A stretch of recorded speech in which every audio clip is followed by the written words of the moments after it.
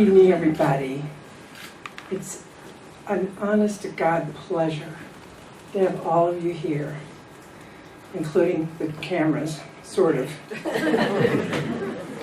No, we're glad that this is being shared far and wide, and it's a bit surprising that that's happening. I have some ideas about why that's happening, that I'll mention, but because we're not people who we didn't know the family. We live on the ocean. That's what we have in common with what has happened. And so there was a small group of people, a committee that organizes programs for the Hoffman Center, which is where you are, if you didn't know that. And at that committee, the committee called The Art of Death and Dying, because we figured we need to talk about it.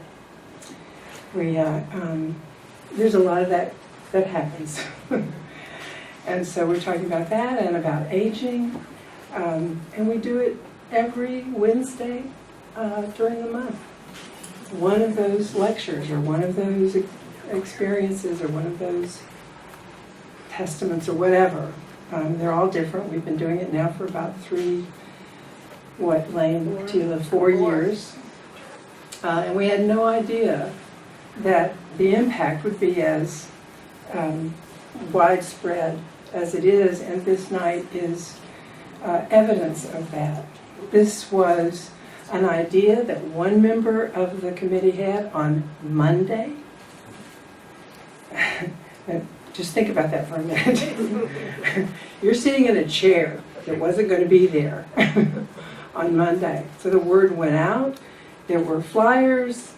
There we have a thing called BBQ, which is our go-to what's happening and things to sell and buy. It's the greatest thing. Right, Barbara? It's a very local thing, as is the Hoffman Center. Very local.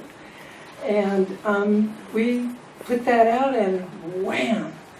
We started getting calls from everywhere, from the press, and do you need a carpool? And there are people coming from other little towns around. And this area that, if you're visiting, where you are, is a very tight-knit, small area, even though we call it the Tri-City area because we include Manzanita, Nehalem, and Wheeler. And so we all kind of know each other, except for the new people who've just arrived lately, and a lot of new people have just arrived in the last couple of years. And so those of us who have lived here, I've been here since the early 70s, said let's get together. We sort of met a small group. Let's get together because we need to. Because, and you're going to have to excuse me, I do a lot of memorials and services, but this one is really, I find that I wake up crying. Anybody else have that? Yes. Kind of, yeah. So it's quite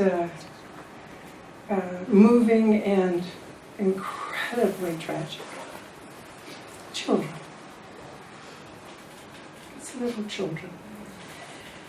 So I haven't been able to sleep, and I cry easily, so I'm not quite sure what I meant to say. I wrote stuff down. I gave up about 2 hours ago trying to wax eloquent, and I began to go through my emails just to get a little help from my friends. I have very dear friends, I'm lucky. They'd been writing me and calling and with an idea, sometimes too many ideas. But I've been really well supported in this, so I'd like to, if I may, release you for a little while from having to be stalwart and strong.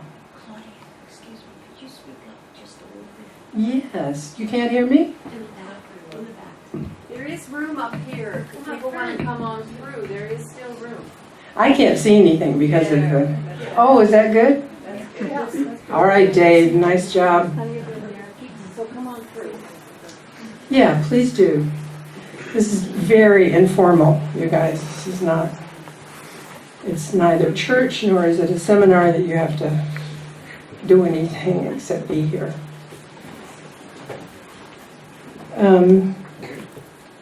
Yeah, no strong upper lips, okay?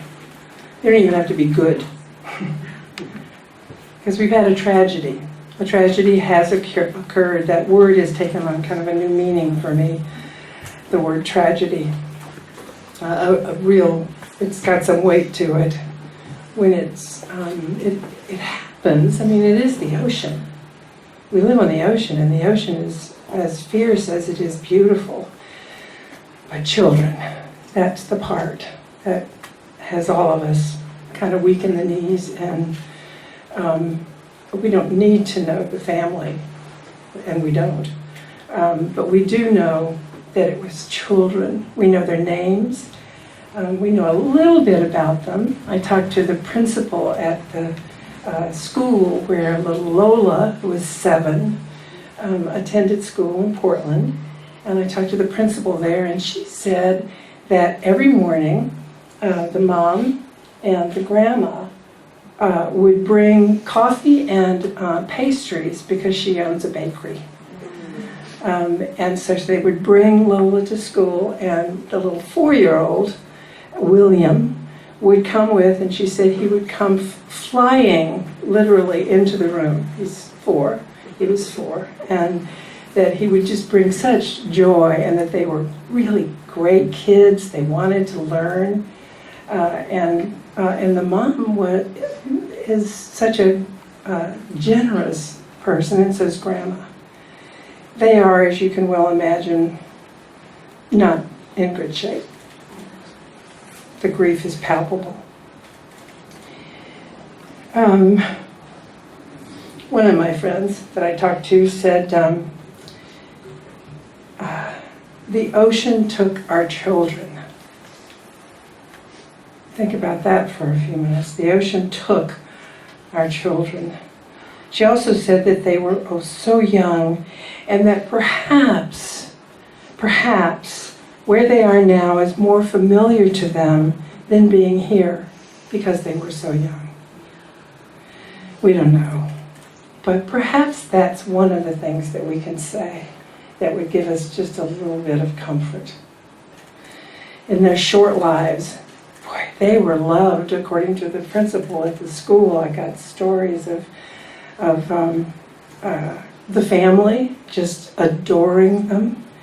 And so they were loved. They had love early on.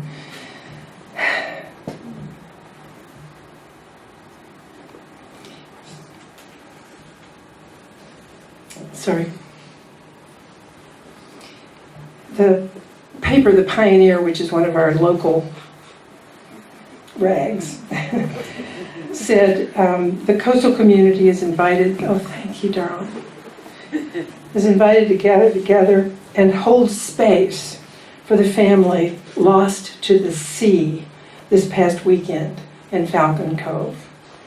The phrase holding space, I love that term.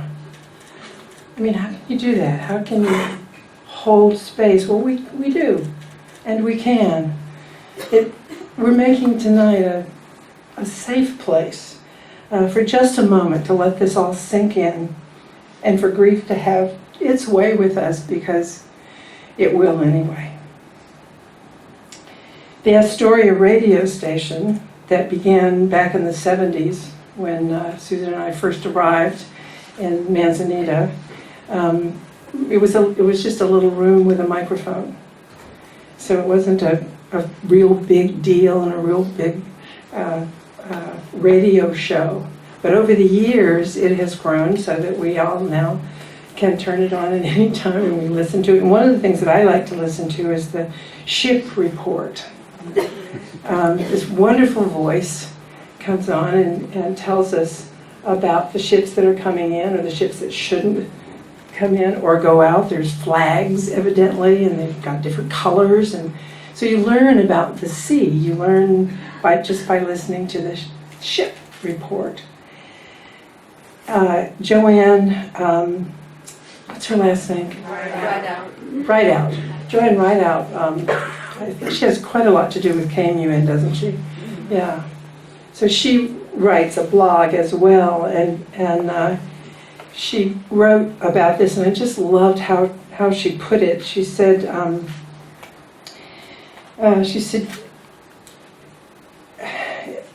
I can't imagine the torment this father will go through in the aftermath of this event. And what is called for now is compassion in the face of an unspeakable loss. To get some perspective, Joanne traveled that day that she heard about it, the day of drowning. And she went up to Cape Disappointment. Do you know? If you're not from here, you might not know where that is. But it's a very dramatic place, and there's a place that you can go sit up, and you can see the waves, and you can see the water. And she said, as I sat there watching the water closely, I was struck by the raw, seething, tremendous power in it. And then she said, the confusing thing is that on Saturday, despite all the warnings, it just didn't look that bad out there, even though it was. There were no towering waves like in a movie. And for someone unfamiliar with the ocean, it looked like a stormy day, like many others.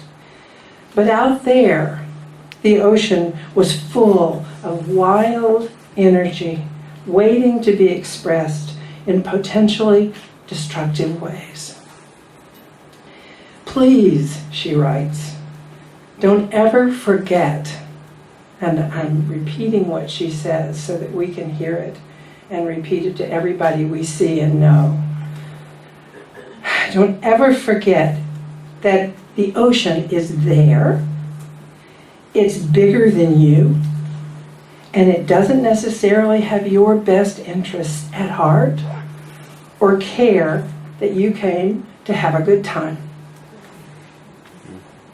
The warnings are not for the timid, they're for everyone, even the strong, and there's no shame in heeding those warnings. Many of us have said things to people on the beach.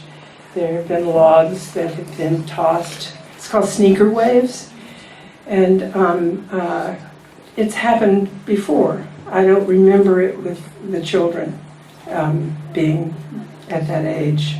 Do you? I don't remember that. So she also quotes our very own Dan Haig, who runs the Manzanita Visitor Center. If you're visiting and you want to know what's going on and what to do and about our area, go down and talk with Dan. He wrote, find a loved one and hug them tight. And she added, and please do your best to keep them off the beach when conditions are reported to be severe. That's love in action. My friend Lisa, who lives in Portland, wrote this morning, just after my partner Susan had said, I find it so interesting that none of us knew these people, and yet here we are. And all of a sudden we have to bring in more chairs to the Hoffman Center and make arrangements and be here for you. Here we are. So something spoke to my friend Lisa about the service, and she said, this time to pay attention to the family and the children is also a time of holding the space, there it is again, to honor the great anxiety of our time. She said that anxiety is dark and it's huge.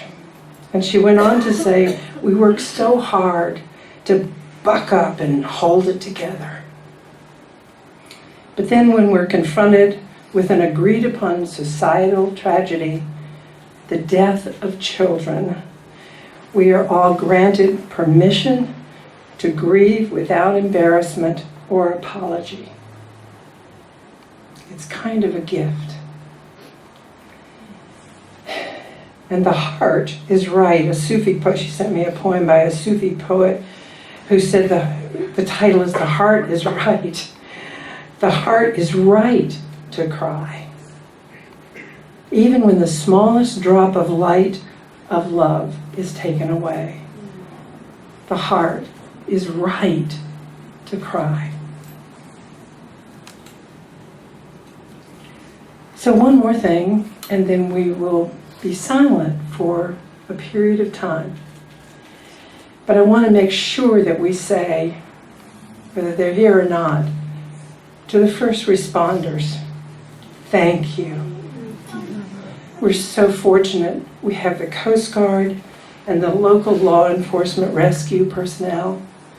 They do their best for us every single day, no matter what, and without judgment. And I do want to thank the Death and Dying Committee, the Art of Death and Dying Committee, for speaking the need immediately for us to have a chance to be together and to hold each other in this period of time. Not to mention getting it all together. Do you know what it takes to put out these chairs? And I want to especially thank Dave Dillon for stepping in and telling me that all I needed to do was show up. I love that. And he organized everything. He's been talking with our press here. And I want to thank you for coming, because what you're willing to film, I guess is the right word, is for the people who will be watching. And they wanted to be here too, I'll bet you. This has grown in favor and in love, and our hearts are so with that family. I can't even imagine. Now, if you're visiting our area, there are a lot of things to see. One of them is called the Wonder Garden. So if you're here tomorrow and you want to honor the children and that family, just wander through the Wonder Garden. It's quite beautiful.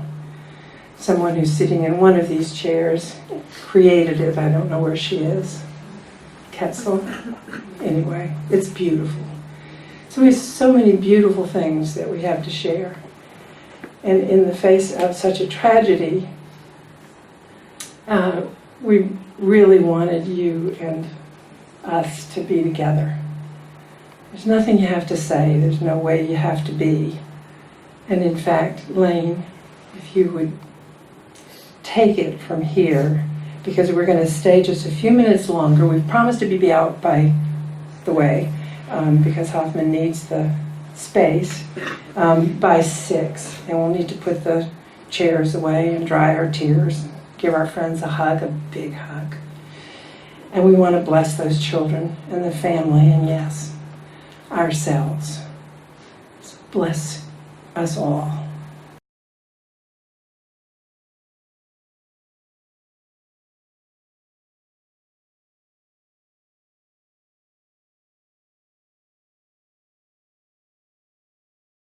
Thank you, everybody, for your ability to mourn and your compassion and your deep, deep caring. Part of me wants to get us all just to wail, maybe another time, but you know, we're all here, we're all in the community, in community. Can I say something? I work with Jamie, and Wendell has worked with her. And a comment was made earlier about holding your dear ones closely, and I just want to say, from first-hand account, Will and Lola were held dearly and deeply, not just by Jamie, but by her mother. They loved them so much, and I watched them, hold them, and love them incredibly. It was never loosely. Jamie is an incredible, incredible woman. She is the sweetest, kindest person you would ever meet. And she loved those children with every fiber in her being. And I'm sorry, I just wanted to let you guys know Jamie is an amazing woman. Thank you. And anybody that has interacted with her has been blessed by her. And it's always a positive interaction with her. And she is an important, very important person at our work, and everybody at work is just torn up. And we've got grief counseling, we've got everything. It's just, please just know that Will and Lola were just incredibly loved by Jamie. I didn't get a chance to meet Jeremy, but by Jamie and her mother, I just saw them in July and played with Lola and chased Will, got his ball out of the street. Just, please just know, they were deeply, deeply, deeply, deeply loved. And I just wanted to make sure you guys know that. Thank you so much for speaking.